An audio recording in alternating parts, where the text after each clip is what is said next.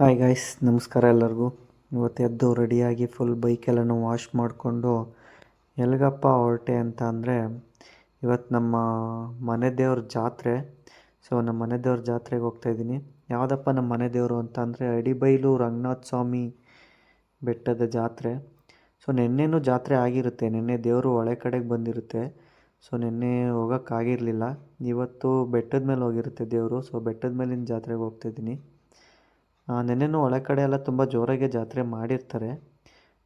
So ಬನ್ನಿ ಇವತ್ತು ಬೆಟ್ಟದ ಮೇಲಿನ ಜಾತ್ರೆ ಹೆಂಗಿದೆ ನೋಡೋಣ. ಸೊ ನೋಡಿ, ಇದು ನಮ್ಮ ಅಡಿಬೈಲು ರಂಗನಾಥ ಸ್ವಾಮಿ ಬೆಟ್ಟ.